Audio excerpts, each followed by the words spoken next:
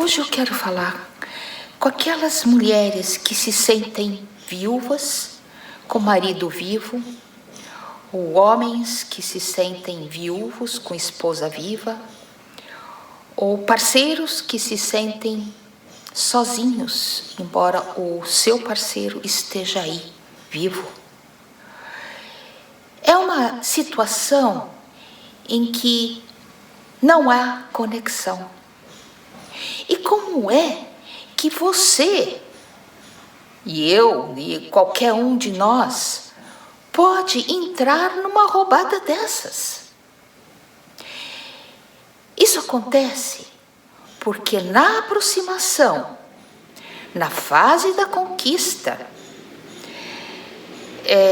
essa pessoa se apresenta totalmente diferente do que ela mostra depois.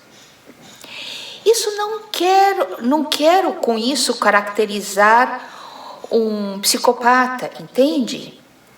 Em vários vídeos meus eu já mostrei a diferença entre psicopata, o transtorno de personalidade antissocial, e o narcisista. O narcisista e o psicopata diferem em quê? O psicopata é cruel e ele faz o que faz com a intenção de machucar. O narcisista não tem essa intenção. Embora o resultado das suas ações seja a dor, causar a dor, o sofrimento no outro. Então, o narcisista é uma pessoa que não cresceu. Essa é uma característica básica. Emocionalmente imatura essa pessoa. É uma pessoa que ficou estacionada nos seus 5 anos de idade, por exemplo, ou até menos. Vocês sabem que uma das características de nós quando somos pequenos é achar que o mundo inteiro nos pertence. A gente ainda não sabe distinguir nós mesmos da mãe, por exemplo. Para nós é tudo uma coisa só. Com o tempo que nós temos, vamos ganhando consciência de nós mesmos. E aos 3 anos, é típico, ao redor dos 3 anos, nós dizemos eu para nós mesmos. É nessa ocasião que nós começamos a distinguir a nós mesmos dos outros. Para o narcisista, ou para essa pessoa que eu estou tentando descrever para vocês agora, o mundo continua girando em torno do seu umbigo. Não tem esta distinção. Ficou estacionado numa idade em que ele ou ela é o centro do universo. E, portanto, com isso, acredita piamente de que o mundo precisa servi-la. É a obrigação do mundo lhe dar tudo o que ele ou ela quer. Uma das frases preferidas dessas pessoas é, quando perguntadas por que tem que ser assim, responde, porque eu quero. Pronto, é uma lei universal declarada por essa pessoa. Porque eu gosto. Percebe? São 2 frases com total desconsideração pelo outro. O importa é o que ele ou ela quer e gosta. O resto que se dane. Nem passa pelas considerações dessa pessoa considerar o que o outro gosta ou o que o outro quer. Percebe? E olha aqui, o resultado disso machuca o outro, claro. Mas essa pessoa não está fazendo isso com a intenção de machucar. E sim, porque nem enxerga o outro ou as necessidades do outro. Percebe? Uma pessoa dessas consegue cativar você, porque antes de conquistar você, ela se apresenta totalmente diferente disso que eu acabo de descrever. Ela faz como se fosse uma peça teatral. Na observação pela vida, né, porque eu estou falando de um adulto agora, essa pessoa observou o que funciona e o que não funciona. E ela então adquire esses comportamentos que ela viu que funcionam para conseguir aquilo que ela quer. No caso aqui é conquistar você. E ela então apresenta esse comportamento teatral, que você não percebe que é teatro, porque é muito bem representado. É um ator perfeito. De vez em quando pode acontecer alguma falha, mas como o resto do comportamento é todo teatral, você acaba não percebendo essas pequenas falhas. Depois, numa retrospectiva, você pensa, puxa, já havia sinais antes e eu não dei atenção. E assim essa pessoa, por exemplo, eu estou falando de um homem, né, no caso, é perfeito cavaleiro, te coloca no pedestal, fala para você que te ama, embora na verdade nem sabe o que é o amor, porque uma criança de 5 anos não sabe o que é um amor, mas fala porque sabe que é uma frase de efeito, uma frase que tem o efeito que essa pessoa quer. E assim, esta pessoa aprendeu pela vida, e é uma questão de sobrevivência para esta pessoa dentro dos limites de suas percepções e de sua falta de amadurecimento emocional, psicológico, de tudo, né? Ela aprendeu que ela consegue tudo que ela quer através de manipulações. E nessas técnicas manipulativas está inclusa a mentira. Não importa para essa pessoa se aquilo que ela faz ou diz está de acordo com a realidade. Porque a realidade para essa pessoa é o que ela fantasia. Olha só que paradoxo, né? A realidade está de acordo com o que ela quer. Lembra? Porque eu quero, porque eu gosto. A realidade também. Essa pessoa transforma, faz uma imagem desta realidade de acordo com o que ela gosta, com o que ela quer. Fantasia, mentira. Se precisar manipular, por exemplo, o outro numa disputa qualquer e dizer mentiras, tranquilo, essa pessoa mente. Porque faz parte do seu mundo fantasioso. E confrontá-la com uma mentira é muito agressivo para essa pessoa. No fundo, ela sabe que mentiu. Só que ela achou que poderia manipular os outros através da mentira. E quando isso não dá certo, a pessoa fica brava.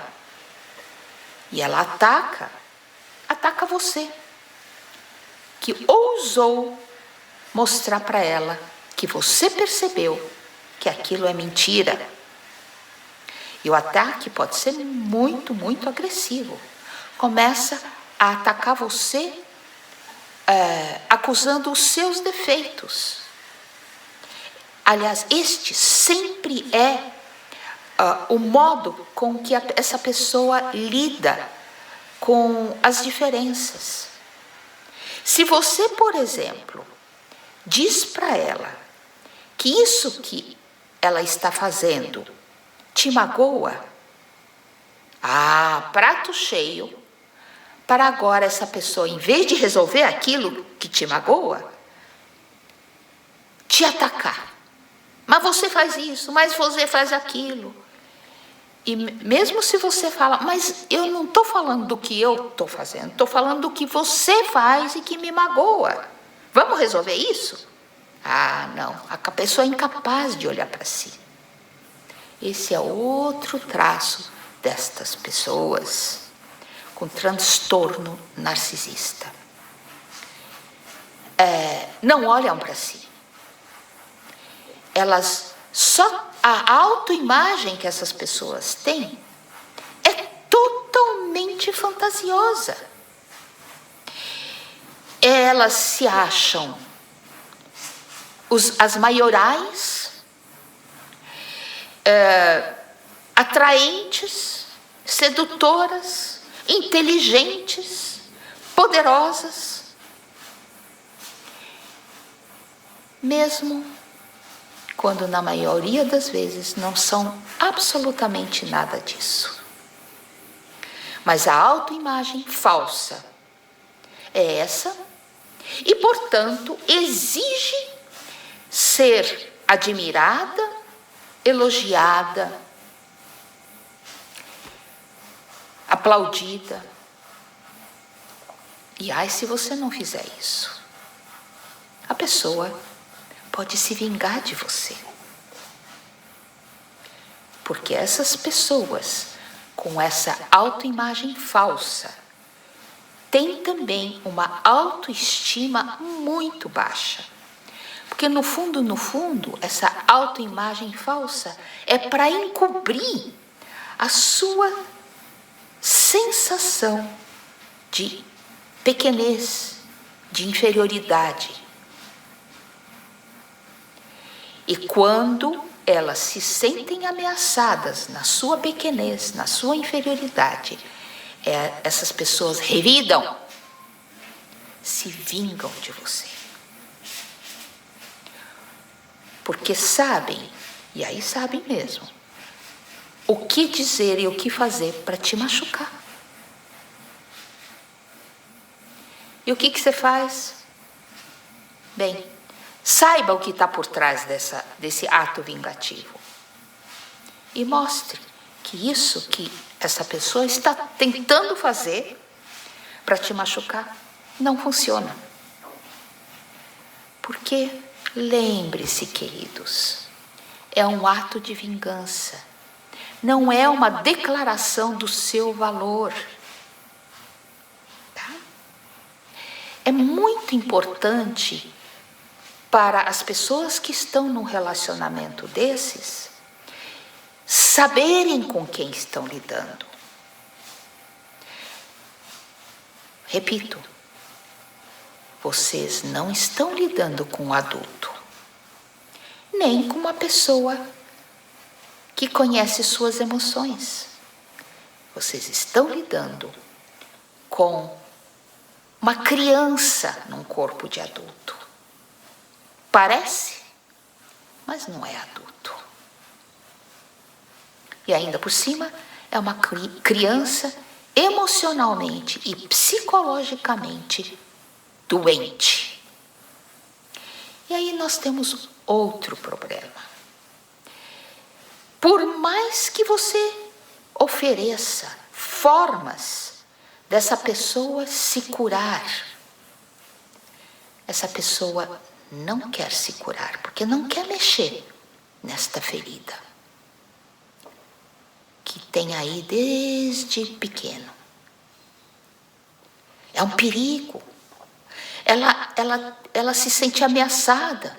Vai desmoronar toda essa construção fantasiosa que ela fez de si mesma. E não tem outro jeito a não ser terapia, minha gente. Por mais que essa pessoa tente outros comportamentos que novamente parecem comportamentos teatrais, falsos, porque não existe conexão com o interior dessa pessoa. São fingimentos. Sabe, aquele sorriso de coringa, em que o sorriso está pintado aqui, mas a boca não sorri. Este é o sorriso destas pessoas. É outra manipulação. É para esconder o que, na verdade, essa pessoa está sentindo. Não vem do coração.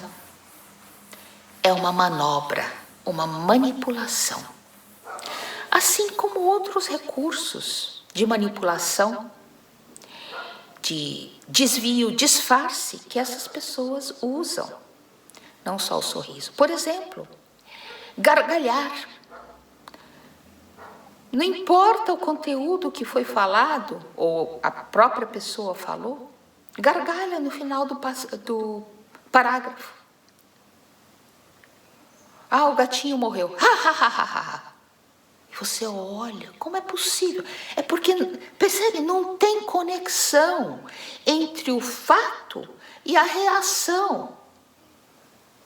Essas pessoas fingem reagir, ou então precisam encobrir, esconder a sua reação emocional. Ou então, tamborilha os dedos. Isso também é uma forma, né, porque tem tanta tensão, tanta energia acumulada que precisa esvaziar de alguma forma. Então fica aquela irritante tamborilhação com os dedos ou com as pernas. Ou então, outro indício de repressão de emoções é a forma de respirar. Não é um respirar tranquilo, harmônico, rítmico. Fala e segura a respiração. Solta. Outro indício desse represamento de emoções é a postura física. Na grande maioria das vezes, essas pessoas são corcundas. Elas não andam eretas. Elas têm um andar desarmônico também. E outro indício muito comum: essas pessoas não te olham nos olhos quando falam com você. Precisam esconder o seu olhar, porque o olhar, o olho, é a janela da alma. E é o que menos essas pessoas querem mostrar. É o que está lá dentro, porque elas têm medo de se expor. E estão em constante atividade para camuflar o que tem dentro. E assim, você, na verdade, está se relacionando com um robô. Essa sensação também que essas pessoas têm quando estão num relacionamento desses. Afinal, onde está este ser que eu achei que eu tinha contato? Porque agora é algo frio, incomunicável, fingido, artificial, como um robô. Então tem vários hábitos também que esse robô acaba tendo no seu relacionamento e que incomodam muito. Já que não tem noção do outro, das necessidades do outro, é uma pessoa que ocupa todo o espaço para si mesmo. Se for um casal, por exemplo, num quarto de casal, e esquece você, o seu espaço, porque essa pessoa vai ocupar tudo e nem tem noção que você está aí e que também compartilha do mesmo espaço. Então, se você não batalhar por teu espaço, você vai acabar exprimido, exprimida num canto, enquanto o outro se espalha pelo espaço, pelo quarto inteiro, por exemplo. Nessa espalhação, pode acontecer também, por exemplo, numa refeição que é servida. Você tem convidados e essa pessoa vai, né? Ela é anfitrião, e essa pessoa se serve primeiro. Não está nem aí para os outros comensais. E se tiver algo que gosta, alguma comida que gosta, vai se servir em abundância, sem ao menos ter a noção de que precisa deixar para os outros. Não, a barriga dele ou dela é mais importante. E você, que também convidou aquelas pessoas, passa vergonha. Outra espalhação no espaço é a conversa. Domina a conversa, essa pessoa, com esses traços, domina a conversa e só fala de si, dos seus feitos. Qualquer brecha, aproveita para falar de si. E faz dos outros a sua plateia. Bem, não preciso dizer que depois de algum tempo, você vai ver que os seus convidados não te visitam mais. Porque ficar nesse clima de serem desprezados praticamente, para quê? Não é uma visita agradável, de trocas, em que todos falam, em que todos podem se manifestar. As pessoas pensam, se eu for para lá, eu vou ter que ouvir, e provavelmente ouvir as mesmas histórias pela enésima vez. Porque essa é outra característica. Afinal, tem um repertório fechado, né, das histórias. Se bem que não importa para essa pessoa se são histórias verdadeiras ou não. Hein? Se acabou o seu repertório, inventa. E você percebe, você que já conhece, está falando mentira, está contando uma esparrela aqui que não existe, isso nunca aconteceu. Ou aconteceu com outra pessoa. E essa pessoa está falando dessa história como se tivesse acontecido com ele ou ela. E você, mais uma vez, passa vergonha. Outra característica dessa pessoa que tem essa baixa autoestima é que ela compete com você.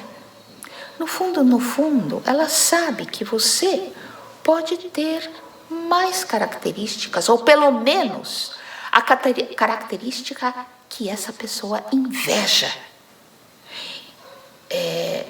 Como essa pessoa tem baixa autoestima, ela vai invejar os outros. E também acha que os outros invejam a ela. Percebe? Mesmo quando você não tem nada a ver com inveja. E por causa dessa inveja, essa pessoa compete com você. Se você sabe ao fazer alguma coisa, ela vai tentar fazer melhor que você. E se ela não faz melhor que você, ela critica o seu jeito de fazer e impõe o dela. Isso é outra característica.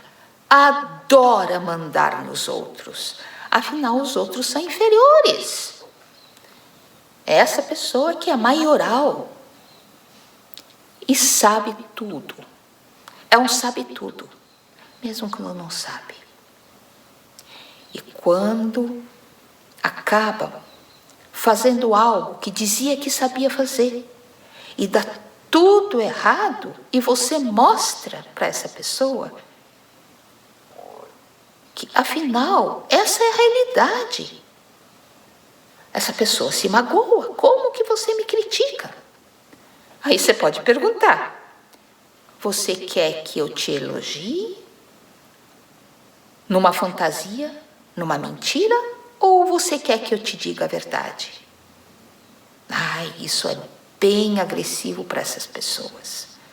Porque elas não querem a verdade. Elas querem a ilusão de serem aquilo que elas acham na sua autoimagem superior, idealizada, fantasiosa, que elas acham que elas são. E assim, também tem outra característica muito comum com essas pessoas. Elas podem ter múltiplas personalidades. Por exemplo, no trabalho elas são de um jeito, os funcionários elogiam, elas são generosas. Na verdade, elas gostam de mandar e não de trabalhar. Elas gostam de fazer os outros trabalhar para elas. Então é muito comum chefes serem assim. Delegam para os outros. E depois, como chefes, catam os louros para si. E os funcionários gostam disso. Disso não, de catar os louros. Gostam de se sentirem empoderados, responsáveis. O chefe não fica enchendo, porque ele não quer trabalhar. Ele quer que os outros trabalhem para si. E aí em casa, como é essa pessoa? Desconectada. Cruel muitas vezes. Um ditador, um tirano. Não dá a mínima atenção para o seu parceiro, sua parceira. Porque afinal esse parceiro, essa parceira estão aí para servi-lo. Servi-la. E você que está nesse papel, faz o quê? Como eu já disse, essas pessoas são doentes. Essas pessoas precisam de tratamento. Narcisista pode se curar, sim, mas para isso precisa querer. Será que querem? Como eu disse, o medo de mexer nessa estrutura que montaram peça a peça durante a vida inteira é enorme. E na grande maioria das vezes, essas pessoas não se permitem terapia. Podem até fazer terapia porque você insistiu. Mas não é um processo sincero. Fingem. Ah, tá vendo? Você quer, eu estou fazendo. Mas você percebe que não tem resultado algum. E terapia só tem resultado quando a pessoa quer. Quando a pessoa se entrega ao processo. E você, meu caro sobrevivente, faz o quê? Saiba com quem você está lidando. E não se permita machucar. Esse é o ponto principal. Saiba que todas as agressões expressões que vierem ou estão vindo dessa pessoa só mostram a sua profunda baixa autoestima, a sua imaturidade emocional. Você está lidando com alguém que não cresceu. Então, você pode tratar essa pessoa com amor incondicional, porque você sabe que dele ou dela não virá nada para você como para alimentar a sua necessidade afetiva, o respeito. Essas pessoas não te respeitam. Responsabilidade muitas vezes também não funciona. Não se responsabiliza por seus atos, por aquilo que te faz, que te machuca. Afinal, a culpa é sempre do outro. Não se responsabiliza. E não quer mudar. Então, ou você fica nesse relacionamento, mas se protegendo. Pode ser que você tenha filhos, pode ser que você tenha outras situações que te mantenham nesse relacionamento. Ou você sai fora. Não tem outra alternativa. A não ser, assim, por algum milagre, esta pessoa resolva fazer terapia. E aí procure.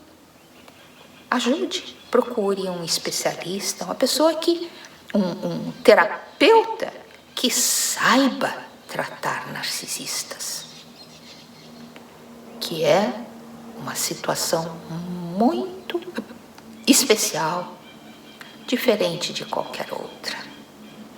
Mas existem bons profissionais que fazem isso. Aqui no Superasas existem. Eu ainda quero fazer mais algumas observações. E uma delas é que o narcisista é controlador. Lembra que eu falei? Ele precisa controlar tudo e todos. Por causa dessa incrível falta de segurança que ele tem. E também não sabe trabalhar em equipe. Não existe o nós. Existe eu e mais eu. O outro é apenas uma peça de mobília ou um objeto utilitário. E além disso, o narcisista encara o mundo como agressivo. Todos são contra ele. Por quê? Porque se sente inseguro. Ele precisa camuflar essa insegurança com todos esses recursos que foram descritos até agora. Então você é o inimigo em potencial. Ele vai sempre reagir contra você. Por isso que ele compete com você também, inveja você. E fica sempre na defensiva. Você pode perguntar a coisa mais banal desse mundo. E ele vai encarar isso como agressão. Você pode perguntar, onde está tal coisa? E eu não estou achando. Ah, mas não fui eu que peguei, por exemplo. Entende?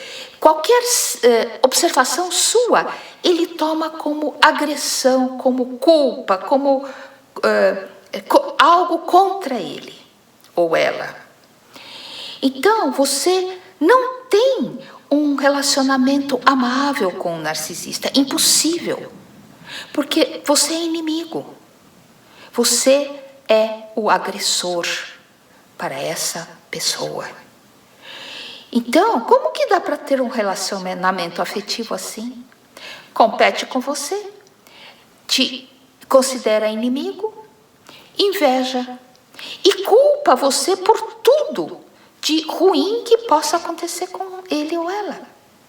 Percebe como é difícil um relacionamento com uma pessoa assim?